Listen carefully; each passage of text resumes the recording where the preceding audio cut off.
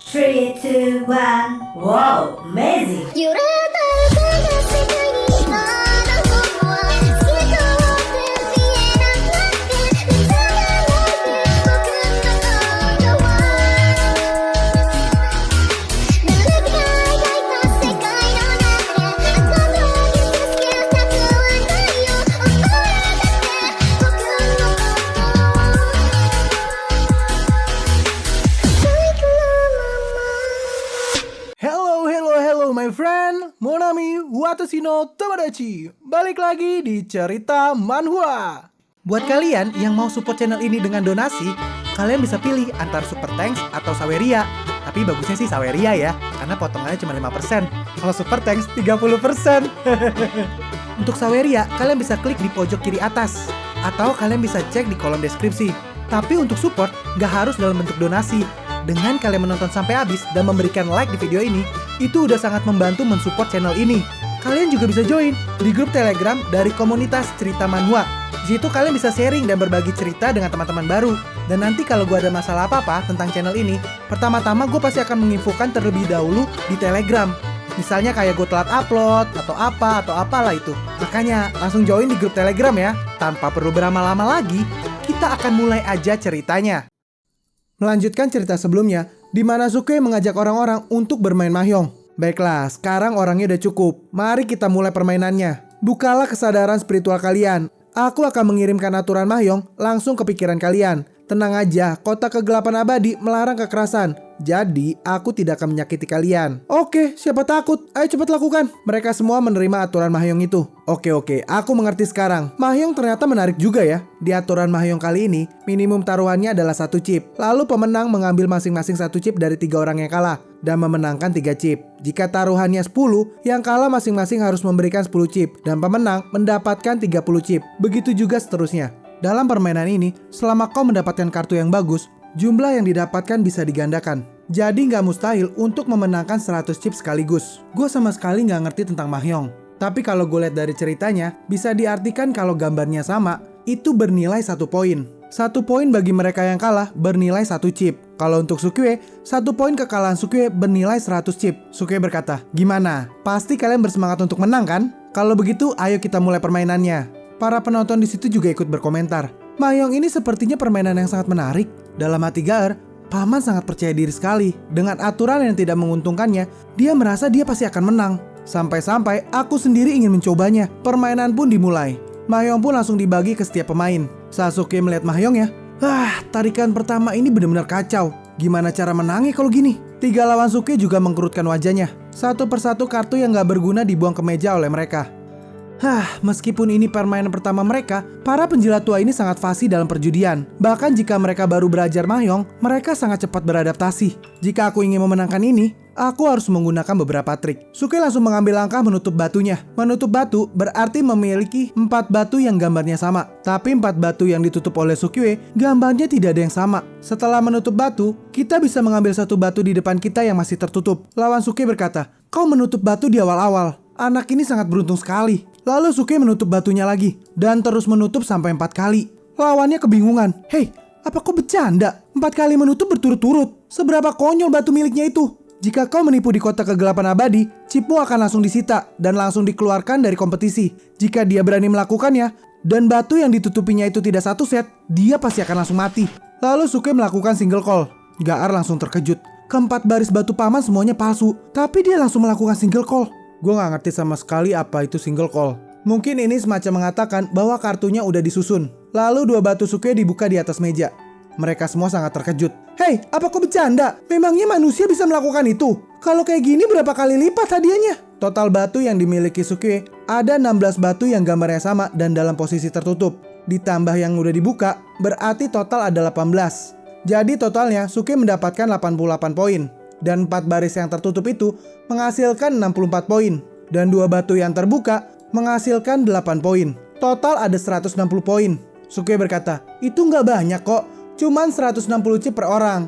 Berjudi itu harus bersedia untuk kalah. Jadi cepat serahkan chip kalian. Brengsek! Bagaimana mungkin bisa langsung mendapatkan 4 baris ditutup di awal? Cepat tunjukkan 4 baris yang tertutup itu, biar kami melihatnya. Lalu dengan kekuatannya, Sukui menukar 4 baris batu yang tertutup itu dengan batu-batu yang masih tertutup di depannya. Setelah dibuka, 4 baris batu itu gambarnya semuanya sama. Apa-apaan ini? Semuanya asli. Bagaimana mungkin keberuntungannya sampai seperti itu? Ceh, berani berjudi maka harus bersedia kalah. Ini chip kami, ambillah. Sukue bertanya. Hei, kalian mau kemana? Apa kalian gak mau main lagi? Dengan tegas mereka berkata, enggak. Tiba-tiba seorang pria menepuk pundak Sukue. Bocah, kemampuan berjudimu sangat hebat ya. Bagaimana kalau orang tua ini ikut berdiskusi denganmu? Dia adalah penguasa kota kegelapan abadi. Kultivasinya berada di puncak Celestial Prime. Sukue berkata, oh, penguasa kota juga tertarik pada Mahjong. Tapi Mahjong memerlukan 4 pemain. Jadi masih kurang 2 lagi. Tenang aja, ada juga beberapa orang dengan kemampuan judi luar biasa dari keluarga orang tua ini. Kalian berdua, bermainlah dengan kami. Kedua orang itu ikut bermain. Penguasa kota itu berkata, permainan ini menggunakan 4 orang mengambil giliran untuk menarik dan bermain. Dan mereka bisa mengkombinasikan banyak gambar. Latar belakang dari Mahjong ini sangat dalam. Gimana bisa orang tua ini tidak pernah mendengarnya? Sukue menjelaskan, Mahjong ini berasal dari kampung halamanku, yang merupakan tempat yang sangat terpencil.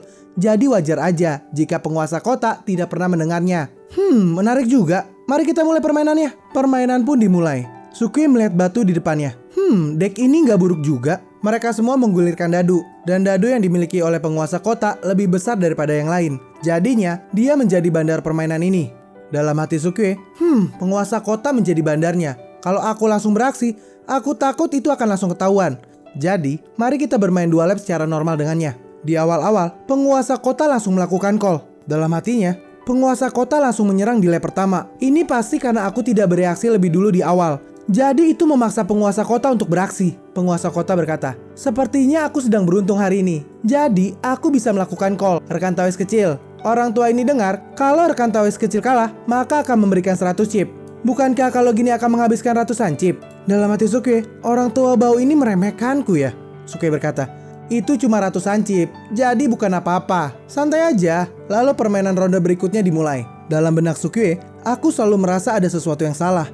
Saat penguasa kota bau itu menarik batu, sepertinya ada energi yang aneh. Saat Sukue benar-benar memperhatikan gerakan dari penguasa kota, ternyata benar.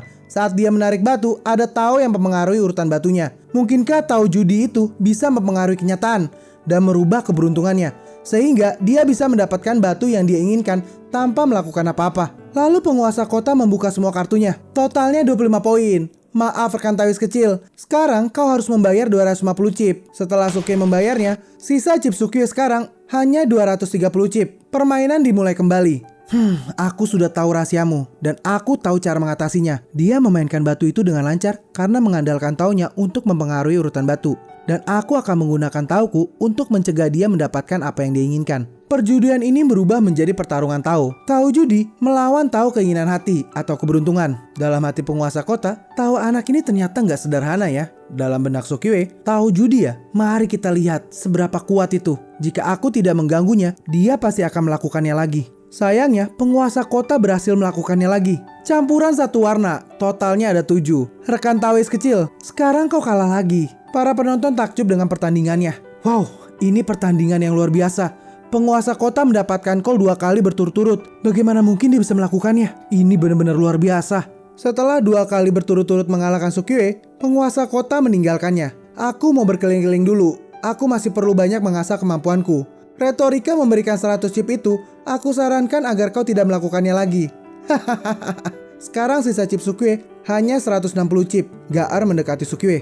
Paman, kau baru saja kehilangan chipmu, Sukue berkata. Dasar bodoh. Tujuan kita adalah peringkat ketiga. Jika kita menunjukkan terlalu banyak kekuatan, bagaimana kalau kita malah mendapatkan peringkat pertama? Aku sudah mengetahui seluk-beluknya. Tahu judinya tidak lebih dari itu. Selanjutnya, dapatkan lebih banyak chip lagi. Lalu bermain lagi dengannya di final. Dan aku akan mengalah kepadanya. Gaar berkata, penguasa kota itu benar-benar arogan. Itu benar-benar membuatku kesal karena dia menang. Udah gak masalah, kita harus membedakan mana yang primer dan sekunder. Tujuan utama kita adalah pecahan Emperor Stone. Gak masalah jika kau kehilangan beberapa chip. Untuk mendapatkan posisi ketiga, kita harus mendapatkan semua chip dari investor lain. Penguasa kota itu bersikap tenang sekarang. Nanti aku akan membuat dia menang sampai muntah darah dan langsung menjadi peringkat pertama. Di saat itu, dia pasti akan langsung tercengang. Di tempat lain, Ergozi berteriak karena kekalahannya. Ah, tidak! Kalian pasti curang kan? Bagaimana mungkin dewa ini bisa terus kalah? Kembalikan chipku sekarang. Hei anjing kecil, Pernahkah kau mendengar kesediaan untuk mengakui kekalahan? Kau bilang aku curang, mana buktinya? Ini benar-benar membuatku marah. Tiba-tiba Sukue dan Gaar muncul. Hei Ergozi, kenapa kau teriak-teriak? Saudara Sukue, kau harus menegakkan keadilan untuk dewa ini. Para orang tua itu menipuku dan patuaduan. Semua chip kami habis. Hei, bukankah itu normal jika kalian berdua kalah? Baguslah kalau kalian sudah kehilangan semuanya. Sekarang minggir dan tonton saja permainannya. Segera Sukue duduk di meja itu. Patua, apa yang kalian mainkan? Kami bermain pasangan. Apa kau mau bermain? Di dalam sebuah dek kartu bernilai 1-10. Setiap orang diberikan 2 kartu secara acak. Dan sepasang nilai 10 adalah nilai tertinggi. Jika tidak ada seorang pun mendapatkan kartu sepasang, perbandingannya akan menggunakan 1 kartu. 1 adalah nilai terkecil dan 10 adalah yang terbesar. Jumlah chip bisa ditingkatkan di tiap rondenya. Sukue langsung berkata, kalau begitu aku akan bermain dengan 1 chip. Oh, 1 chip ya? Ayo, siapa lagi yang mau ikut? Lalu beberapa orang lagi ikut dalam permainan. Kartu pun dibuka, dan saat membuka kartunya, sepasang 9. Keberuntunganku benar-benar langsung datang. Kultivator yang menjadi bandar itu berkata, gimana? Mau nambah chip? Jika tidak ada yang mau menambahkan, bukalah kartu kalian. Sukue tidak mau menambahkan, dan yang lain pun juga sama. Sekarang semua kartu mereka pun dibuka di meja. Hasilnya, Sukue menang karena mendapatkan sepasang nilai 9. Bandar itu berkata, gimana? Mudah kan mendapatkan 2 chip? Ergozi langsung berkata, mereka membodohi dewa ini seperti itu pada awalnya, dan kau pasti akan langsung kalah jika bertaruh dengan besar. Bandar itu berkata, anjing kecil, jangan bicara omong kosong. Jika kau membuat keributan di kota kegelapan, chipmu akan disita, dan jika kau punya bukti, kau bisa langsung melaporkannya. Dengan itu Duan Jude dan Ergozi tidak bisa berkata-kata lagi. Sukue berkata, benar Ergozi, kau itu jangan bicara omong kosong, ini permainan yang sangat adil. Karena ini sangat adil, aku akan all in dengan 162 chip. Aku akan bertaruh dengan keberuntunganku. Semua penjudi itu kaget. Hah? All in? Ergozi memperingatkan. Saudara Sukue, apa kau gila? Mereka pasti akan curang. Jika semua chipmu juga habis, kita akan hancur. Gaar berkata dengan percaya dirinya kepada Ergozi. Paman, tenang aja. Paman Sukue ini percaya diri untuk melakukannya. Duan Jude berkata, sebaiknya dia menang di judi ini. Sukue langsung berkata, 162 chip. Siapa yang mau ikut? Karena trigger dari Sukue, semua orang akhirnya ikut dengan 162 chip. Di meja total ada 4 pemain. Dalam hati Bandar, 3-1. Kalau begini, lebih dari 100 chip bisa didapatkan. Lalu Bandar itu membagikan kartunya. Dalam hati Bandar itu, hahaha, kau berani all in, kau pasti akan kalah. Bandar itu memberikan sepasang angka 2 kepada Sukue. Sebelum Sukue membuka kartunya, dia langsung menggosok-gosokkan kartunya. Layaknya dewa judi yang ingin merubah kartu. Semua yang melihatnya menjadi bingung. Apa yang dia lakukan? Aneh sekali. Seseorang berkata, ini adalah game all in, jadi nggak ada tambahan. Mari kita buka kartunya aja. Lawan-lawannya Sukue memiliki sepasang angka 9 dan sepasang angka 8. Dan Sukue memiliki sepasang angka 10. Dengan bangganya Sukue berkata, hahaha, maafkan aku memiliki sepasang angka 10. Mereka semua bingung. Bagaimana mungkin kau bisa mendapatkan sepasang angka 10? Kau pasti curang kan? Duan Jude langsung berkata, astaga, apa dia salah membagikannya? Orang itu benar-benar memberikan saudara Sukue sepasang angka 10. Dengan bangganya Gaar berkata, inilah kekuatan pamanku. Sukue berkata, hei, kartu ini kan kau yang bagikan. Bagaimana mungkin aku bisa curang? Kalau mau berjudi harus mengakui kekalahan. 162 chip per orang. Ayo segera kumpulkan.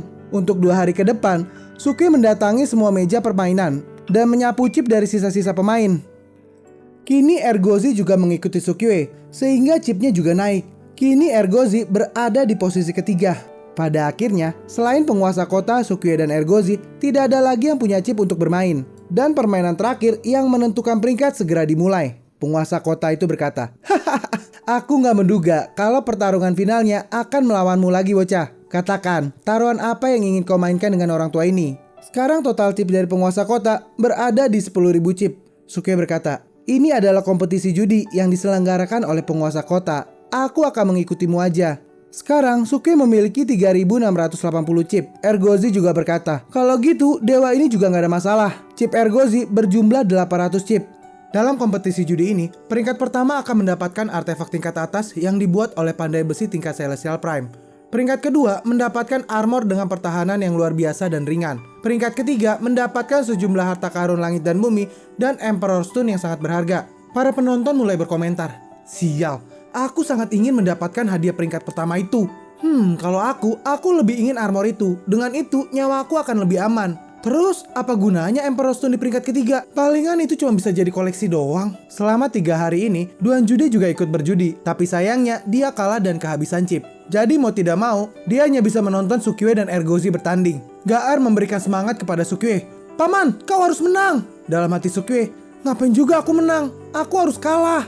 Penguasa kota memandangi Sukiwe. Dalam hatinya, anak ini sangat mahir dalam berjudi di usia muda. Itu adalah bakat. Setelah melawannya, aku bisa mengambil kesempatan untuk kalah dalam permainan dan mendapatkan peringkat ketiga. Sehingga aku bisa mendapatkan kembali Emperor Stone. Dalam hati Sukiwe, orang tua bau ini kemungkinan tidak tahu kalau targetku adalah Emperor Stone. Nanti jika aku sengaja membuat kesalahan dan kalah darinya, Emperor Stone itu akan menjadi milikku. Beda halnya dengan Ergozi. Hadiah pertama adalah artefak yang sangat berharga. Dewa ini harus memenangkannya. Penguasa kota berkata, karena saudara San dan Ergozi tidak keberatan, maka orang tua ini akan memilih ini. Ini adalah permainan sederhana. Aturan catur dan kartu tidak cocok untuk duel kita. Jadi aku memilih Sikbo. Sikbo biasa dikenal sebagai taruhan besar kecil. Itu berdasarkan pada 2 bagian. Angka 1-6 adalah kecil, 7-12 adalah besar. Penguasa kota menambahkan, aku menjadi bandarnya. Dan ada 10 ronde permainan. Dan pada akhirnya, peringkat ditentukan berdasarkan jumlah chip yang ada. Apa kalian semua keberatan? Ergozi merespon, taruhan besar kecil ya? Dewa ini mah gak masalah.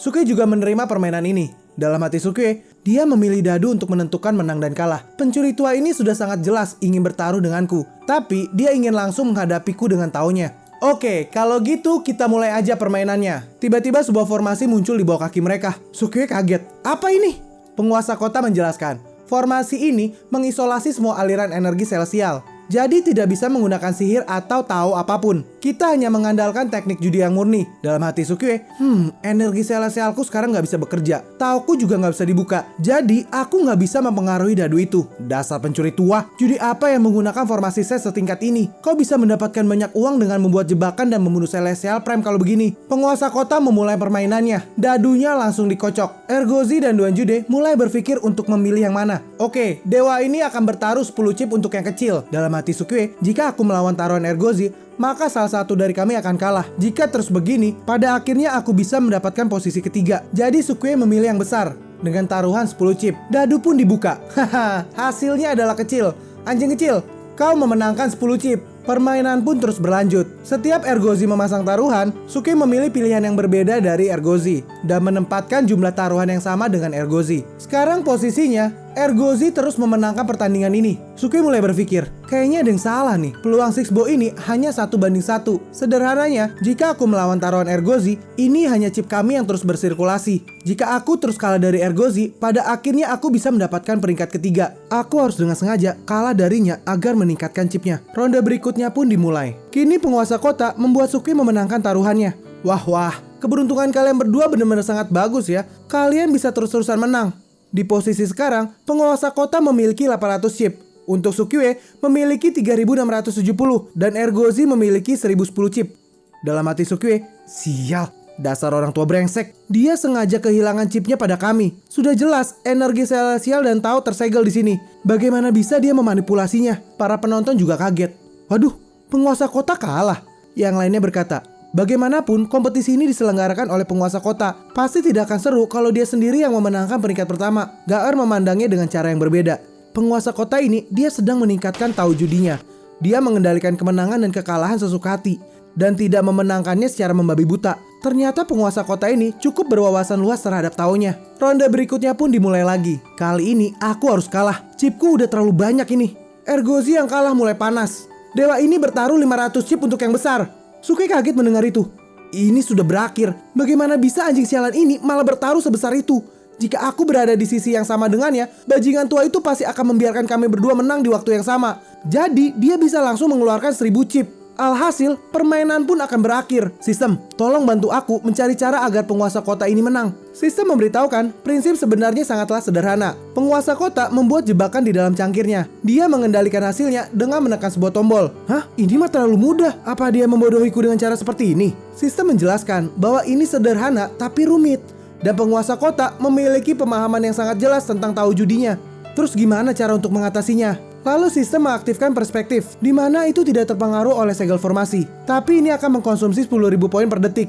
Dengan ini, video ini pun berakhir. Kita akan lanjut lagi di video berikutnya. Gue yakin kalian pasti penasaran kan dengan kelanjutannya? Makanya jangan lupa subscribe dan nyalakan lonceng notifikasinya agar kalian tidak ketinggalan video-video gue berikutnya. Jangan lupa juga untuk like, komen, dan share ke sosial media kalian agar makin banyak orang yang kenal dengan channel ini. Sehingga kami makin semangat untuk buat video-video berikutnya. Sekian dulu video dari Cerita Manhwa. Kita akan lanjut lagi di video berikutnya. Sampai jumpa semuanya and sayonara.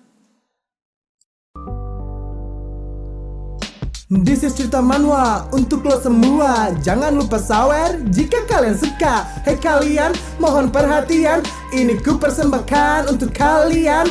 Aku butuh cuan untuk kebutuhan, karena editor pun butuh asupan. Lirik ini tanpa kepalsuan. Dengan ini cukup sekian. Terima kasih.